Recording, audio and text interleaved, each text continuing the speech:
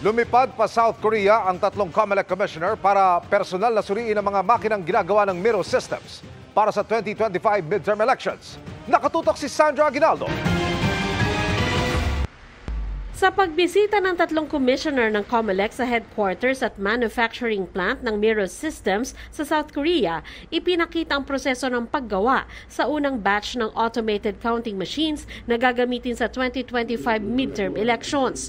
110,000 machines ang kabuang rerentahan ng COMELEC sa Miro Systems. Inisa-isa ang mga katangian ng makina na hiniling ng COMELEC. Ilan dito ang mabilis na pagpasok ng balota sa machine, summary ng mga binoto na makikita sa screen, takip sa gilid ng screen para hindi masilip ng ibang tao at hiwalay na lalagyan ng resibo ng balota. We are tasked here today to find out if the one who won, the only single calculated bidder who won, together with their partners, to deliver to us our wish list.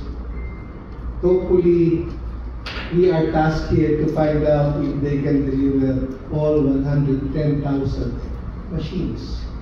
Kasama ni COMELEC Commissioner Ray Bulay, Commissioner Amy Ferolino at Commissioner in Charge Marlon Casquejo ang Miro officials sa pamumuno ng CEO nitong si Jin Bok-chung para sagutin ang mga tanong kaugnay sa produksyon. Ibinida ng Miro na gawa raw sa South Korea ang lahat ng piyesang gagamitin sa makina na maaasahan raw na mas high-tech kaysa sa dating gamit ng Pilipinas. Kampante rin ng Miro Systems na gagana ng maayos ang mga makina dahil ilang ulit na umuna nila itong tinest. I know that Miro System is advanced in technology and with the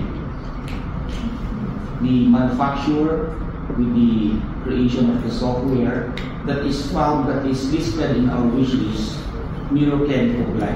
Not only do we represent the COMELEC here, but we represent the Filipino voters as well. And it is their hard-earned money, people's money, that we will spend here. That's how big the responsibility is.